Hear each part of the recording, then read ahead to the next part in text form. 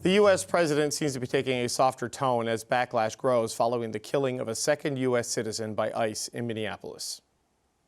Well, I'm looking at that whole situation. I love everybody. I love all of our people. I love his family. And it's a very sad situation. You can't have guns. You can't walk in with guns. You just can't. And you can't, listen, you can't walk in with guns. You can't do that. But it's just a very unfortunate incident. Across the city, protesters continued to clash with law enforcement last night, including outside a hotel where top Border Patrol officer Gregory Bovino was believed to be staying. Yesterday, Donald Trump sidelined Bovino and instructed his border czar, Tom Homan, to take over operations. Today, Homan met with Minneapolis Mayor Jacob Frey and Minnesota Governor Tim Walz. To help understand how these quick shifts are impacting that city, Minnesota State Senator Scott Dibble joins us now. Senator Dibble, it's good to see you, sir. Thank you for your time tonight and for your patience. I know we're getting to you a little bit later because of some issues with the show. Thank you, sir. All right. Glad to be here. Thank you so much for your interest, and I'm happy to talk about what's happening here in Minneapolis and the Twin Cities metro area. Well, what's your reaction to these latest developments, that Bovino's been moved out? Homan, who is a much more moderate, I would say, mainstream figure in this particular administration, he's now in charge of it, it seems. How do you view it? Well, if in fact this signals some sort of softening of approach, apparently the folks on the front line, these stormtroopers that we have that are marauding around our city, did not get the memo. Today, the reports coming in are as brutal as anything I've ever heard on any day. We have instances of ICE and Border Patrol officers stopping people on freeway on-ramps, trapping them in parking lots. These are constitutionally protected observers who are not interfering in any sort of so-called law enforcement, although I use that term advisedly, activities, drawing guns on them, threatening them. There's a video now that's going viral with an ICE agent saying, if you raise your voice, I erase your voice. Threatening the vicinity of preschools, use of tear gas, just the kind of attacks on constitutionally guaranteed freedoms of freedom of speech, freedom to observe our government, rights of due process, freedom. Another story of yet another intrusion into a private home without the benefit of a judicial warrant. That's a clear violation of the Fourth Amendment. So things have not abated whatsoever. So don't believe the rhetoric. The proof of the pudding is in the eating. What we see with our eyes is what we know is happening, despite the lies and the prevarications of those at the highest levels of power in this country. Okay, so even with the being under new management as of today, ICE is still operating in a way that is destabilizing and threatening to the people of Minnesota more broadly and Minneapolis in particular, is what your view is. Paramilitary occupation has continued unabated. We now also get a report that Pete Hegseth is reserving a substantial area of our Army Reserve facility adjacent to the international airport to receive untold amount of equipment and supplies. So it feels like they're digging in, they're hunkering in, and they may be even be expanding this operation. I don't understand this rhetoric and why everyone is feeling any sense of relief. I read a long bit of reporting in the New York Times this weekend from a reporter who grew up in Minneapolis, who went home and described the cat and mouse game that is happening and how immigrants are holed up in apartments for months, haven't left, and aid groups have to bring them food.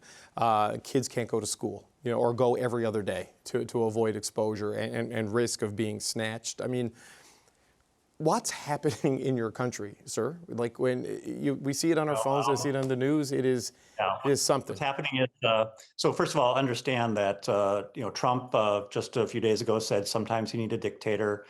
He is interested in overturning the rule of law, our system of governance. I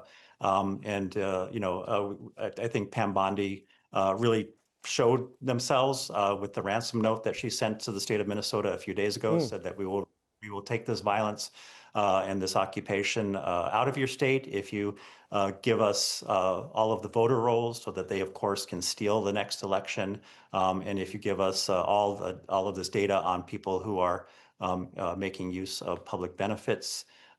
This is an existential crisis, an attack on the foundations of our democracy. That's exactly what's happening. And we're turning into, the likes of Hungary or Turkey or Argentina, seeing the very institutions that protect and uphold our system of freedom and governance and civil society under attack, whether it's academia, whether it's the legal sector, whether it's the public sector, legislative, judicial, on and on it goes, systematically, media trying to take over the instruments of civil society.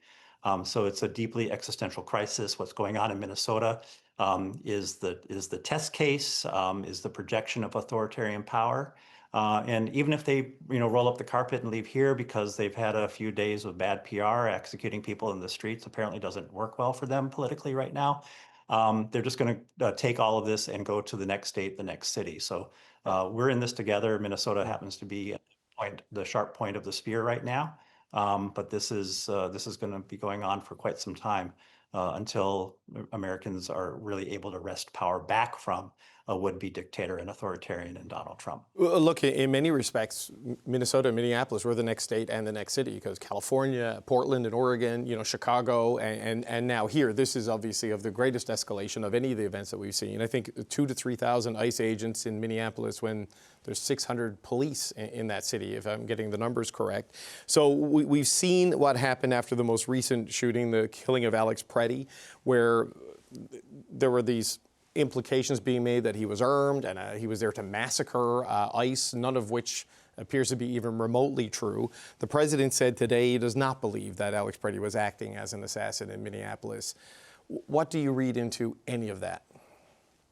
That public opinion has moved swiftly and harshly against him and against this projection of authoritarian power and this paramilitary that he's deployed into our city and state, and they're scrambling to try to recapture, some semblance of the story, and they're responding to a lot of real negative political change that perhaps they didn't expect. I'm more proud of Minnesota and Minnesotans because they are fearless. I mean, we saw Renee Good get assassinated in cold blood a few days ago. We've seen numerous people injured quite seriously, threatened, having their constitutional rights violated. And the response has been to show up in even greater numbers and to show that we are not afraid and that we are going to stand up for this city, for each other, for the neighbors that we care about.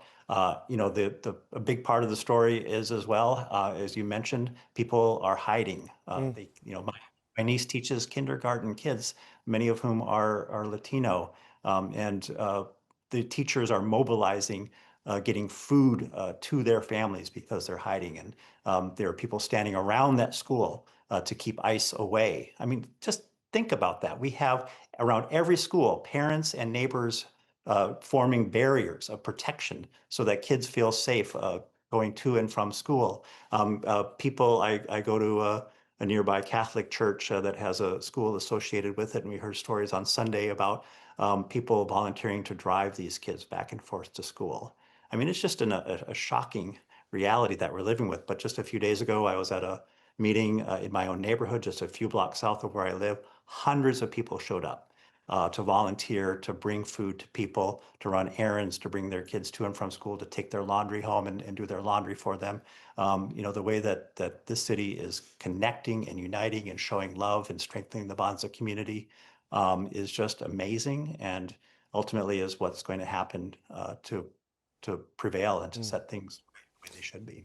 Well, Senator, just as a quick final point, I know you're state level senator. At the national level, at least in the House of Representatives, Minority Leader Hakeem Jeffries has said he's going to start the process of trying to impeach Homeland Security Secretary Kristi Noem. Pre-midterms, I'm not sure the chances of that getting through. In the Senate seems like an even bigger obstacle. But what are your thoughts on that process and processes like that maybe be enacted at the federal level? Well, Kristi Noem, Pam Bondi, Bovino, who's running around here in Himmler costumes, they've all acted well outside the law. They violated the Constitution. They violated basic freedoms and rights. They are acting in a totally un-American and anti-American way. They are not legitimate leaders, and they're residing over illegitimate agencies.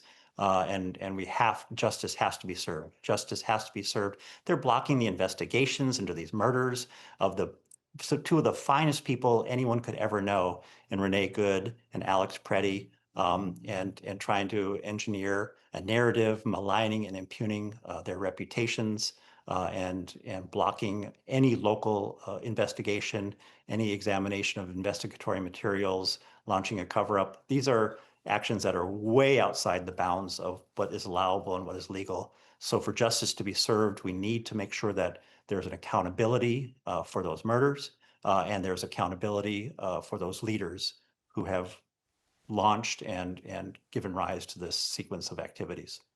Minnesota State Senator Scott Dibble, it was good to meet you, sir, and thank you for joining us on what I know must be an incredibly busy time for you. Thank you very much. Thank you very much.